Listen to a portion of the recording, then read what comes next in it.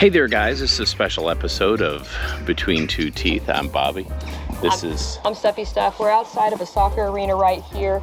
There are thousands of fans. You can't see them. They're invisible, but they're there. And in a matter of minutes, Bobby's going to jog out onto the field. Yes. He's going to start the warm-up for Team B2 Teeth. We are in Tuscany. We don't have a football team just yet. But maybe one day. But what a gorgeous spot. You were just talking about something.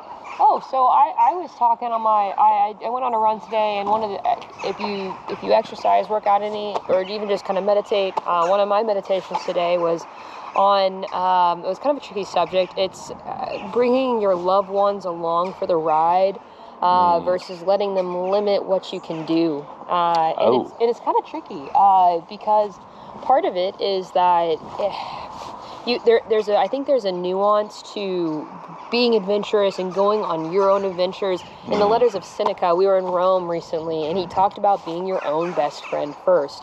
And what you want to do is you want to enjoy the presence of family and friends and loved ones, but you don't want them to constrict or limit you. And that's a really tough thing. And if you have kiddos that are even anywhere in that coming of age time frame, you really can start to understand and see where that causes family challenges, where you have people that are wanting to, or you have younger people who are wanting to try to find themselves, become their own best friend, figure out what they like. At the same time, they want to enjoy their family, but they don't want to be limited by them. Yeah. They want to explore their own horizons, which happens to be the motto of this adventure. Explore your horizon? Yeah, it's like expand your horizons, explore your own horizons. As far as the Moto Tours. Moto Tours Europe, by the way, check them out if you haven't. Their link will be in the show notes. That is awesome. It can be challenging, and I think people go through phases in life that, especially teenagers tend to want to be their own individuals, and it's hard for them sometimes. And even being here in this gorgeous area of Tuscany, I was thinking, I'm like, man, I'd love for, my family to be here, and it'd be awesome just to have them along for every one of my adventures in life. But then I started to think about that, and I'm like, well, that may be a little unrealistic. And you have to kind of see, you can't be limited by what other people want in life. And you have to be okay with having your own adventures. A lot of times kiddos they're not able to kind of break free or to really enjoy life until after a parent has an illness or there is a tragic accident or even, God forbid, a death. And then they really see things in a whole new light. And instead of enjoying the time they had with their parents or their loved ones, they were caught up in the little limiting factors. One thing that really surprised me on this journey that we're taking here in Italy, talking about wellness, talking about burnout, I was shocked that I was pretty sad that I couldn't share this with my dad, who had fairly recently passed away. Yeah. And it was flying over on the airplane. And it makes me be mindful. I had a great relationship with my dad. You did. And it was, he died into his 90s, and we left nothing unsaid. But I still miss him a lot.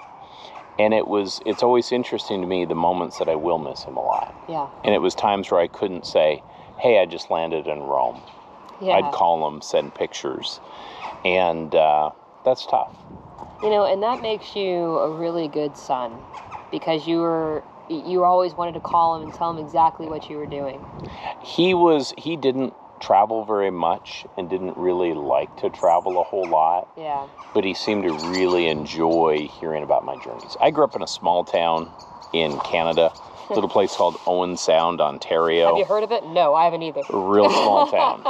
And the fact that, I came to the United States, the fact that I'm living in Dallas, the fact that I'm, doing a lot of the things that I'm doing or have done is crazy. My birth mom rode motorcycles. Yeah. We're here on a motorcycle adventure. I didn't have the opportunity to meet her. She passed before. She had a BMW in one of the She photos. had a BMW. Super cool. I've got 2 BMWs. And she was on an adventure bike, I think. She was on an adventure bike, and one of her favorite places in the world is where we were yesterday. Cinque Terre. Cinque Terre. I'm helping you out. Oh, that's right. So don't wait for people to pass. Yeah, don't wait for people to pass to say what you need to say, or even just I guess my point, my meditation today was love your family, enjoy your family and loved ones and friends, but don't be limited by them. It's okay to have your own adventures and to have some time where you explore your own wantings in life, your own adventure in life. It's important that we always be our own best friend and maintain some level of individuality. It's sort of, if you don't like yourself or don't love yourself, does that make it tricky for others to like or love you? Yes, I would say absolutely. And that's what Seneca was writing about, and he was saying that. And this is, from 2,000 years ago. Yeah, advice. This is from in like 60 AD, by the way. Right. This is at the very start of the Roman Empire. Seneca is a philosopher, and he talks about, or was a philosopher, and he just talks about mental well-being, our pillars of health, and specifically on being your own friend. And when I first read this, I laughed out loud. I'm like, oh my gosh, you got a Roman philosopher talking about having an invisible friend. And that's not what he's talking about. What he's talking about is love thyself first, which will allow you to love others to your fullest potential. And going on his friendship kind of slant, he was talking about you got to be able to trust the friends you're around. Yeah. And it's important to have quality, not quantity. And I think in this age of social media, and it's very easy to get caught up in quantity of friends over quality. And you have to be able to trust the people that you are allowing to be around you and influence you. You kind of want a friend that you can call at 3 a.m. and say, I've got a body we've got to do something with. That's a little obtuse. Or, hey, I want to get ice cream on a Saturday. Let's go. Yeah. Or, I really need someone to talk to. Yes, exactly. Bless you. Gesundheit. Excuse me. Ciao. So, and that's going to be one of our other pillars of health that we'll talk about in a different video. But I like your interpretation of the letters by Seneca. Reading, and if you haven't read... I still can't find the book in English anywhere. If you haven't read an English interpretation of the letters to Seneca, even getting on dailystoic.com and just reading the synopsis. Oh, we got some bells. We're in this medieval town. They're cutting us off. They are. They're like, no more. One more shot of that soccer field. One more shot of the soccer field. One of the things that ties into one of the other pillars that we'll talk about as well. My first love, you're gonna have to talk louder for the medieval. One of my first loves in life was playing soccer, and seeing a soccer field lights up my life a lot because it takes me back to my 16-year-old self, and there is nothing that doesn't light up about me when I see all the potential on that field. It's fun when we motorcycle and you see a soccer field, and you're like, oh, I see a soccer field.